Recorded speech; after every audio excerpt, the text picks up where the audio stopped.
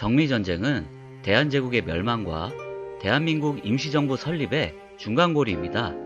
정미전쟁을 모르면 조선에서 대한민국으로 이어지는 역사의 흐름을 이해하기 어려운데요. 정미전쟁 관련 영상을 만들다 보니 흥미로운 사실들이 계속해서 나왔습니다. 이러한 내용들을 설명하지 않고 넘어가기가 아까워서 계획보다 더 많은 편수로 늘렸는데요. 우선 정미전쟁이 어떻게 진행되었는지 전체적인 내용을 먼저 알려드리겠습니다.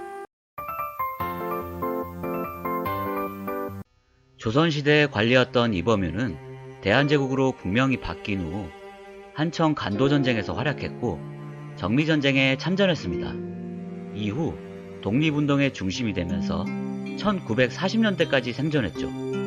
홍범도 장군 역시 정미전쟁에 참전했는데요. 이범윤, 홍범도 장군은 정미전쟁에 참전한 1세대 장군으로 독립군을 이끌 장군들을 키워냈습니다. 그리고 그들에게 정미전쟁의 정신을 계승해 주었죠.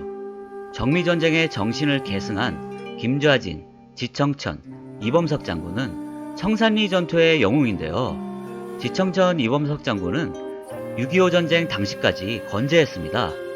대한제국군에서 국민군에서 독립의군, 독립군, 광복군으로 이어져 대한민국군이 탄생하게 된 것이죠.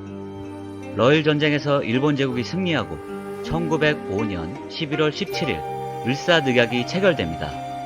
고종의 신하들 뿐만 아니라 대한제국군 장교들까지 일본 제국에 매수되었는데요. 고종과 근황 세력은 최악의 상황 속에서도 최후의 전쟁을 준비했습니다. 대국인 청나라와 러시아가 패배한 이상 이 전쟁은 누가 봐도 승산이 없었는데요.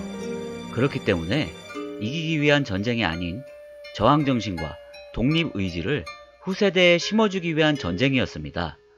정미전쟁을 시기별로 간단히 요약하면 이렇게 진행됩니다. 정미전쟁 준비기, 전국 각지에서 의병항쟁이 시작됩니다.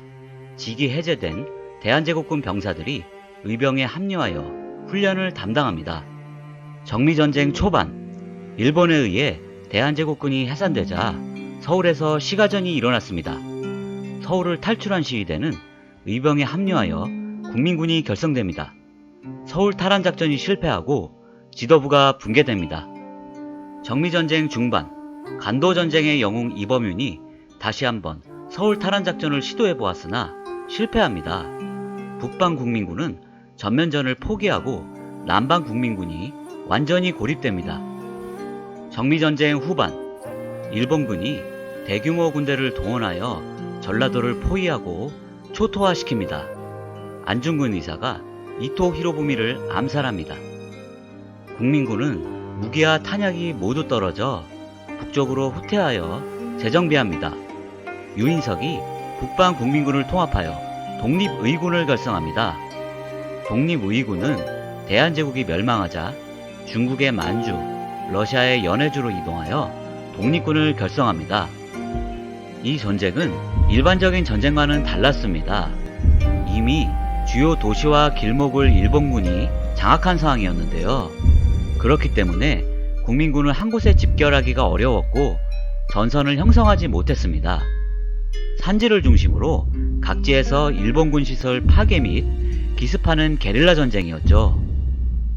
이렇게 어려운 상황 속에서 강원도 국민군 대장 이은찬은 양주에 집결하여 서울을 탈환하는 작전을 건의합니다.